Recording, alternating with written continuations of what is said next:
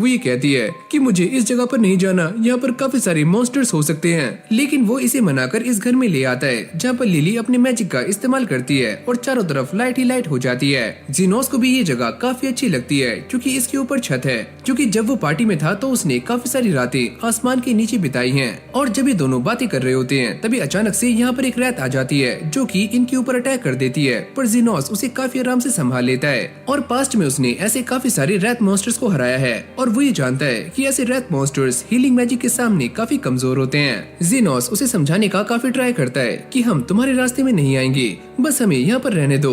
लेकिन वो रैत उसके ऊपर अटैक करने वाली होती है, पर जैसे जीनोस हील का इस्तेमाल करता है तो वो काफी डर जाती है, जिसके बाद वो यहाँ पर काफी सारे घोस्ट को समन करती है। अरे यार ये नहीं मानेगी। जिसके बाद वो हाई हील का इस्तेमाल करता है और सारे के सारे घोस्ट को एक ही बार में ठिकाने लगा देता है। ये देखकर वो रैत काफी शॉक्ड हो जाती है, जिसका नाम है कार्मिला। जीनोस उससे कहता है वैसे हमारे लिए एक कमरा बहुत है, अच्छा ठीक है तुम ऊपर वाला रूम ले सकते हो। फिर हमें सुबह का सीन दिखाया जाता है जहाँ पर इन दोनों ने इस रूम को एक प्रॉपर क्लिनिक बना दिया है और ये अपने पहले पेशेंट का वेट कर रहे होते हैं, जिसके लिए लिली बाहर एडवर्टीजमेंट के लिए जा रही होती है। पर जीनोस उसे रोक लेता है और वो ये कहता है कि ऐसे तो रॉयल हॉस्पिटल वाले हमें काफी आसानी से ढूंढ सकते हैं, तुम इंतजार करो हमारे पेशेंट्स आते होंगे। और तभी अचानक से वही बंदा यहाँ पर आ जाता है जिसे जीनोस ने पहले सही किया था।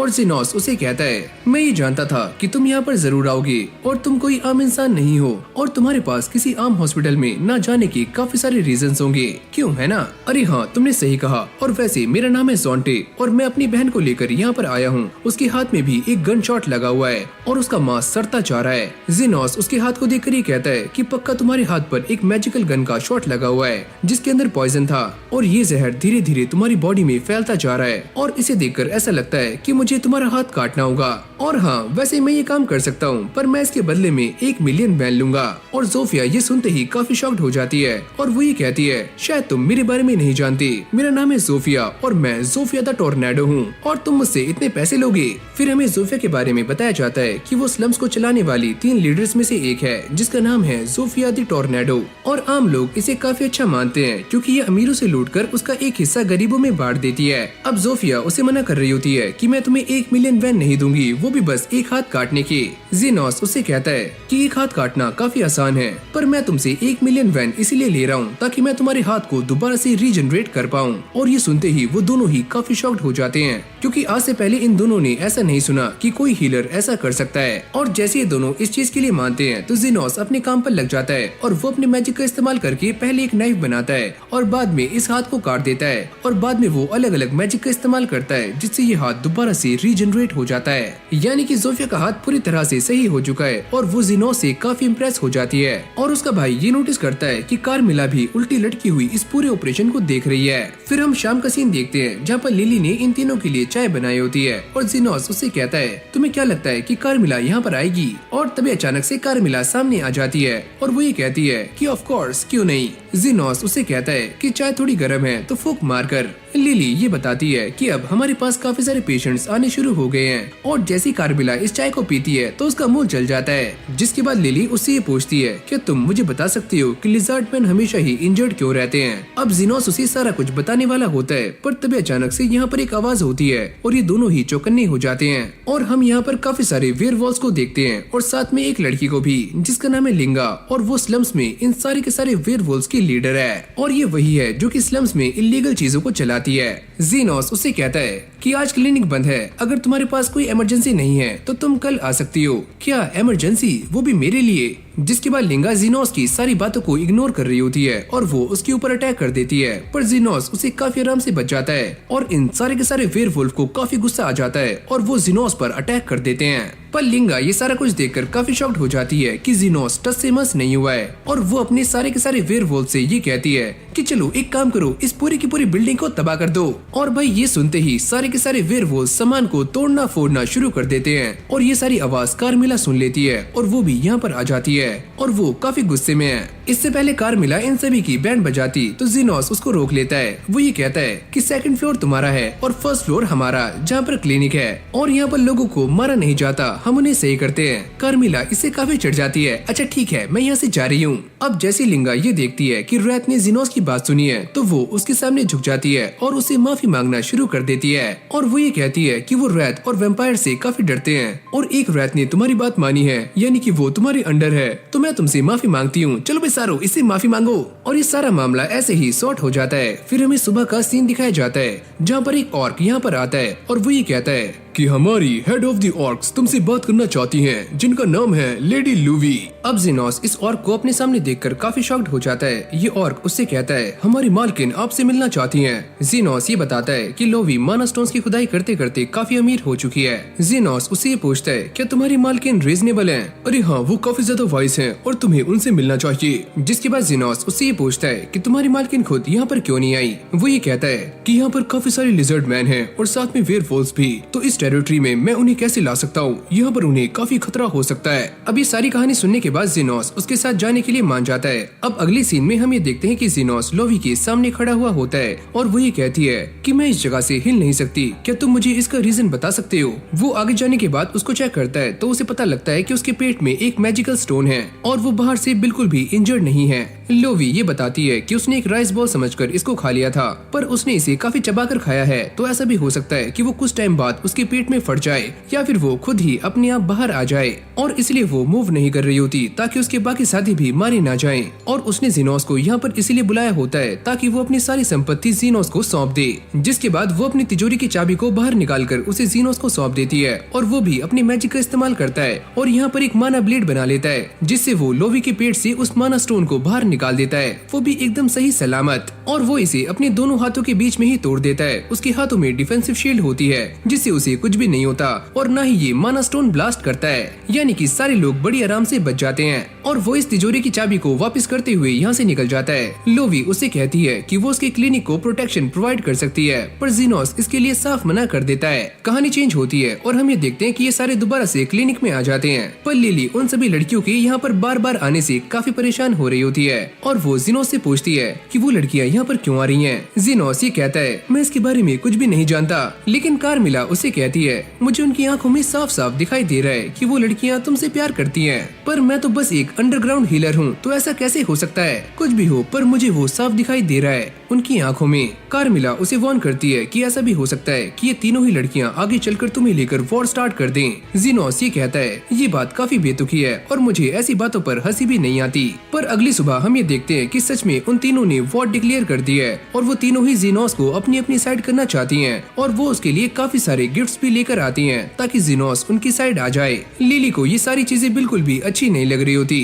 अब ये सारी फाइट करने के लिए एक ग्राउंड में आ जाते हैं। जीनोस भी यहीं पर होता है और वो इन्हें देखकर ये कहता है कि मैं यहाँ पर इसलिए आया हूँ ताकि मैं तुम्हें रोकूं ना, और तुम्हें तब तक फाइट करनी है जब तक कि तुम सेटिस्फाई ना हो जाओ। जैसे इन्हें जीनोस का अप्रूवल मिलता है तो ये फाइट स्टार्ट हो जाती है और ये तीनों ही एक दूसरे पर काफी खतरनाक अटैक्स कर रही होती हैं, लेकिन ये सारे ही अटैक्स एकदम बेकार होते हैं। जिसके बाद हम ये देखते हैं कि लिंगा अपनी एक्स से जोफिया पर अटैक करती है, पर वो इसे बड़ी आराम से रोक लेती है। लोवी इन दोनों पर अटैक करने का ट्राई करती है, पर ये दोनों ही उसके अटैक से काफी आराम से बच जाती हैं। जिसके बाद ये सारे लिजार्ड मैन और वेयरवुल्व्स पर अटैक करना शुरू करती हैं और उन्हें काफी गंदे तरीके से मार रही होती हैं। ये सारे एक दूसरे को हराने का पूरा ट्राई कर रहे होते हैं, ऑर्क्स भी सामने आ जाते हैं और ऐसे ही फाइट करते करते शाम हो जाती है। पर इस फाइट का कोई भी रिजल्ट नहीं निकलता क्योंकि जीनोस इन्हें बार बार हील कर रहा होता है। वो इन सभी को देखकर ये कहता है कि मैंने तुमसे पहले ही कहा था कि मैं तुम्हें रोकूंगा नहीं, पर तुम सारे मेरे पेशेंट हो, अगर तुम्हें चोट लगेगी तो मैं तुम्हें हील कर दूंगा। ये सुनते ही वो तीनों लड़कियां शांत हो जाती हैं और उन्हें ये बात समझ आ जाती है कि उनकी इस फाइट का कोई भी रिजल्ट निकलने वाला नहीं है और अब ये अपनी सालों से चली आ रही फाइट को भी खत्म कर देती हैं। जैसे लिली ये सारा कुछ देखती है तो वो भी काफी शॉक्ड हो जाती है। उसे समझ नहीं आता कि जीनोस ने ऐसा कैसे किया। जीनोस उससे कहता है मेरे सेंसे ने मुझसे कहा था कि अगर मैं इस वर्ल्ड को एक बेटर प्लेस बना देता हूँ तो मैं एक फर्स्ट ग्रेड का हीलर बन जाऊंगा। और वैसे भी मैं एक 3rd ग्रेड का हीलर हूँ, तो मैं स्लम्स में सारी चीजों को सही करना चाहता हूँ। जब लिली उससे ये पूछती है कि उसने इन तीनों को बचाया क्यों, तो ज़ीनोस उससे कहता है कि ये तीनों ही हमारे क्लिनिक के रेगुलर कस्टमर्स हैं, तो मैं इन्हें कैसे खो सकता हूँ। पर लिली ये समझ जाती है कि वो झूठ बोल रहा है, जिसके बाद वो ये कहती है कि मैं तुम्हें पसंद करती हूँ, वैसे मैं भी तुम्हें पसंद करता हूँ, पर मेरा वो मतलब नहीं था। जिसके बाद वो इन सभी से अपनी फीस लेकर यहाँ से कल्टी मार लेता है। फिर हमें कासल का सीन दिखाया जाता है, जहाँ पर वाइस कमांडर कृष्णा उनके डिवीजन कमांडर से मिलने के लिए आती है और वो ये बताता है, मैंने ये रूमर सुने हैं कि स्लम्स में रहने वाले तीनों ही डेमी ह्यूमंस के बीच की जो फाइट थी वो खत्म हो चुकी है। पर कृष्णा को इस बात पर बिल्कुल भी बिलीव नहीं होता। कमांडर ये कहता है कि ये बात सच भी हो सकती है और हम इस बात को इग्नोर नहीं कर सकते, और इन्हें इस बात की चिंता हो रही होती है कि अगर वो तीनों एक साथ मिल गए तो टॉप पर बैठे हुए काफी सारे सिटीजन्स और एरिस्टोक्रेट्स के लिए ये काफी बड़ी दिक्कत हो सकती है। पर ये सारे इस बात को भी काफी अच्छे से जानते हैं कि पक्का उन तीनों के बीच में कोई न कोई आया है जिसने इस फाइट को रुकवाया है। अब वो ये सारा का सारा मैटर कृष्णा के हाथों में सौंप देता है। इस तरफ ज़ीनोस अपने हीलिंग मैजिक का इस्तेमाल करते हुए ज़ोफिया और उसके भाई को हील कर रहा होता है। ज़ोफिया ये बताती है कि वो एक चोर है, पर रॉयल नाइट्स उसके ऊपर नजर बनाए हुए हैं। लेकिन हाँ, एक बात तो सच है कि मैं अपने टारगेट को काफी ध्यान से चुनती हूँ। वो इन सभी को ये बता रही होती है कि ऐसा भी हो सकता है कि उन सभी नाइट्स की नजर हमारे ऊपर हो। ज़ीनोस ये सोचता है कि ऐसा कैसे हो सकता है और उन्हें हमसे क्या लेना देना, खासकर मुझसे। खैर छोड़ो, मुझे नहीं लगता कि इसमें कोई टेंशन की बात है। चलो जाकर खाना बनाओ। गर्मा गर्म खाना बनकर रेडी हो चुका है, लेकिन जाती हुई कार्मिला ज़ीनोस से कहती है कि पूरे रॉयल कैपिटल में तुम अकेले हो जो कि स्लम्स की इन तीनों आइडेंटिटी को एक साथ ला सकते हो। फिर अगले सीन में हम कृष्णा को देखते हैं जो स्लम्स में आ जाती है और वो यहाँ का माहौल देखकर काफी इम्प्रेस हो जाती है, क्योंकि यहाँ का माहौल काफी अच्छा होता है। जिसके बाद वो एक लिजर्ड मैन से ये पूछती है कि यहाँ पर क्या चल रहा है, सारे लोग इतने शांत कैसे हैं, और वो ये कहता है कि यहाँ पर सारा कुछ नॉर्मल हो चुका है। लेकिन कृष्णा को ये बात समझ नहीं आती कि सारे के सारे लिजर्ड मैन, वेयरवुल्व्स और ऑर्क्स आपस में फाइट किया करते थे, पर अब ये सारे एक साथ कैसे रह रहे हैं। और जब वो इसके बारे में लिजर्ड मैन से पता करती है तो वो ये कहता है कि वो लोग इतने भी बुरे नहीं हैं। लेकिन कृष्णा उससे बार बार अलग अलग बातें जानने का ट्राई करती है, पर वो ये कहता है कि मैं तुम्हें नहीं जानता और मैं तुम्हें इससे ज्यादा कुछ भी बता नहीं सकता। और वो यहाँ से जाने का ट्राई करता है, पर कृष्णा उसके ऊपर गन तान देती है। लेकिन तभी वो ज़ोफिया और ज़ोंटे को अपने पास से जाते हुए देखता है और वो उन्हें आवाज लगाता है, अबे ओए मेरी हेल्प करो। ये सुनते ही कृष्णा वहाँ से भाग जाती है और भागते भागते वो ज़ीनोस के क्लिनिक में आ जाती है और उससे सही रास्ते के बारे में पता कर रही होती है। जैसे लिली उसको देखती है वो ये पूछती है कि ये कोई नई पेशेंट है, लेकिन अगले पल हम ये देखते हैं कि कृष्णा अपनी मैजिकल गन से ज़ीनोस के ऊपर अटैक कर देती है और यहाँ पर चारों तरफ धुआं ही धुआं हो जाता है और लिली उसको बचाने के लिए आगे भागती है। कृष्णा को ऐसा लगता है कि ज़ीनोस ने लिली को पकड़ा हुआ है, यानी कि उसने उसे बंदी बनाया हुआ है और इसीलिए वो उसे शूट कर देती है। पर लिली उसे सारा कुछ एक्सप्लेन करती है कि ऐसा कुछ भी नहीं है और कृष्णा ये कहती है कि मैं अपने काम में एकदम परफेक्ट हूँ, पर मेरी एक कमजोरी है कि मुझे काफी जल्दी गुस्सा आ जाता है। पर कृष्णा ये देखकर काफी शॉक्ड हो जाती है कि ज़ीनोस अब भी सही है और वो ये कहती है, पर तुम सही कैसे हो? वैसे मैंने डिफेंसिव मैजिक का इस्तेमाल किया।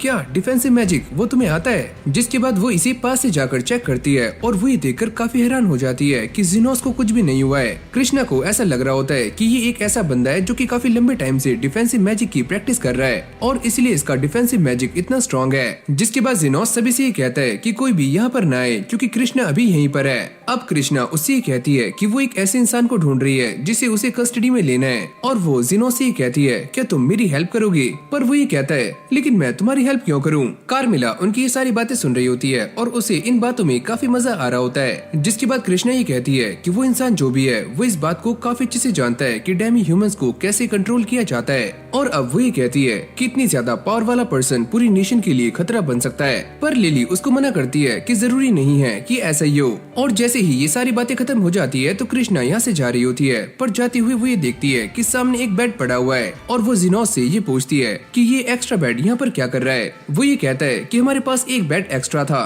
तो मैं सोच रहा था कि मैं इसे फेंक दूं, क्या मैं इसे यूज कर सकती हूँ? और वो ज़ीनोस से कहती है कि वैसे भी मैं अपना काम करने के लिए एक बेस को ढूंढ रही थी और मैं तुम्हारे पास रुक सकती हूँ जिससे मैं स्लम्स के काफी नजदीक रहूंगी और इसके लिए मैं तुम्हें पे भी करने वाली हूँ। शाम में लिली ज़ीनोस के लिए चाय बनाकर लाती है और वो इससे काफी गुस्सा है क्योंकि उनके घर में एक और नई मेंबर आ चुकी है और वो ज़ीनोस से कहती है कि चलो यहाँ से चलते हैं और वो ज़ीनोस से कहती है कि आज मैं तुम्हें सोने नहीं दूंगी। पर कुछ टाइम के बाद वो खुद ही घोड़े बेचकर सो जाती है। ज़ीनोस और कृष्णा बातें कर रहे होते हैं। कृष्णा उससे कहती है कि तुम एक मास्टर मेज हो जिसने डिफेंसिव मैजिक को मास्टर किया हुआ है, क्यों है ना?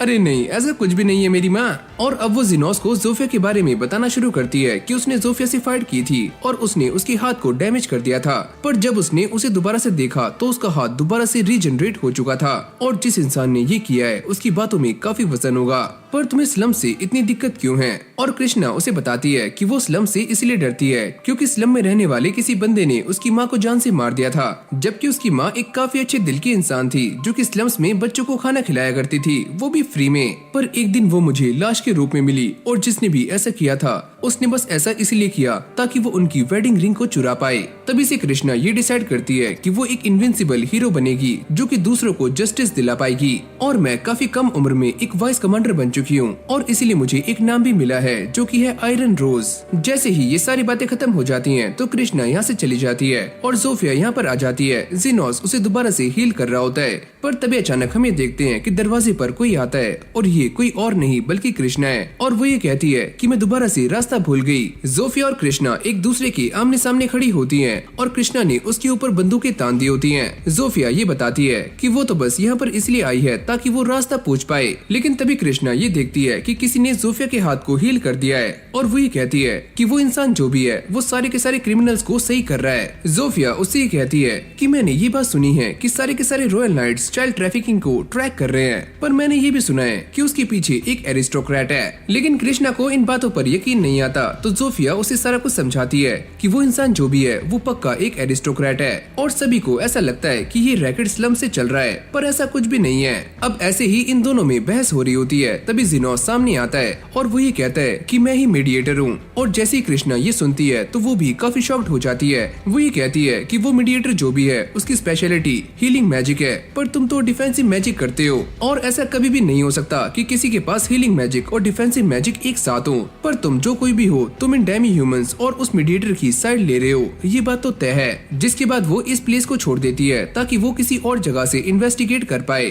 अब अगली सीन में हम ये देखते हैं कि कृष्णा कालिंडोर के ऑफिस में आ जाती है और वो उसे सारा कुछ एक्सप्लेन कर रही होती है कि इस जगह पर काफी ज्यादा चोरी चकारी हो रही है और साथ में चाइल्ड ट्रैफिकिंग भी। और ये वही इंसान है जिसका नाम जोफिया ने लिया था कि सभी के पीछे ये इंसान है। जिसके बाद कालिंडोर उसे आसपास की सारी जगह चेक करवाता है, यानी कि कृष्णा उसकी हर जगह को काफी अच्छे से चेक कर रही होती है, वो भी सिक्योरिटी पर्पस के लिए। लेकिन उसको साथ में ये लग रहा होता है कि वो बस यहाँ पर अपना टाइम वेस्ट कर रही है। जिसके बाद कृष्णा उससे ही कहती है क्या मैं आपका वॉशरूम यूज कर सकती हूँ? और जाते हुए वो ये बताती है कि ये इंसान काफी अजीब है क्योंकि इसके पास सिक्योरिटी काफी टाइट है और ऐसा इंसान जो इस पोजीशन पर हो उसके पास इतनी सिक्योरिटी होना काफी अजीब बात है। वो चलते हुए एक कुएं के पास आ जाती है जो कि एक अंडरग्राउंड तहखाना होता है जहाँ पर काफी सारे बच्चे बंधे हुए होते हैं। कृष्णा उनके पास जाती है और वो ये कहती है कि मैं तुम्हारी हेल्प करने के लिए यहाँ पर आई हूँ, मैं तुम्हें आजाद कर दूंगी। पर अगली पल हम ये देखते हैं कि कालिंडोर मैजिक गन से उसके ऊपर अटैक कर देता है और वो दोबारा से उसके ऊपर शूट करता है। मुझे ये बात बिल्कुल भी पसंद नहीं आई कि तुम जैसा एक मामूली नाइट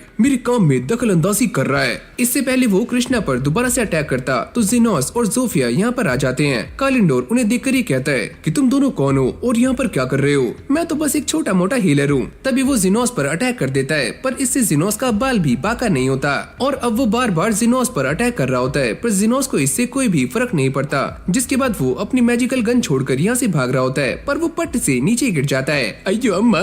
जिनोस इसके सामने बंदूक को तान कर खड़ा हो जाता है। तुम मेरे सामने से ये गन दूर कर दो, मैं तुम्हारी बातें मानने के लिए रेडी हूँ। मेरी कोई भी तुमसे पुरानी दुश्मनी नहीं है। तुम एक सेकंड पहले मेरे ऊपर अटैक कर रहे थे और मुझे इसी बात का गुस्सा है। जिसके बाद वो बंदा जिनोस से माफी मांग रहा होता है, पर वो ये कहता है कि यहाँ पर कोई और भी है जिससे तुम्हें माफी मांगनी चाहिए। अरे मालिक, वो कौन है जिससे मुझे माफी मांगनी है? अगर तुम्हें ये बात समझ नहीं आ रही। और अगली पल हम ये देखते हैं कि जिनोस उसके ऊपर शूट कर देता है। कृष्णा उससे पूछती है कि तुमने उसे जान से मार दिया? अरे नहीं, ऐसा कुछ भी नहीं है। उस गन के ऊपर लिमिटर लगा हुआ था, तो ऐसा हो सकता है कि वो अब भी जिंदा हो। कृष्णा की हालत काफी खराब हो चुकी है और वो ये कहती है कि यहाँ पर जो कुछ भी हुआ तुम उसके बारे में रॉयल नाइट्स को खबर कर देना। वैसे ये काम काफी ज्यादा है, ये काम तुम ही कर देना। और वो इसे पटाख से हील कर देता है। जैसे कृष्णा अपने हाथ को देखती है तो वो भी काफी हैरान हो जाती है और उसे इस बात पर यकीन हो जाता है कि जिनोस ही मीडिएटर है, पर साथ में वो इसे थैंक्स भी करती है। कृष्णा इमोशनल होकर ये बताती है कि मैं एक रियल हीरो नहीं हूँ, एक रियल हीरो तुम्हारी तरह होता है।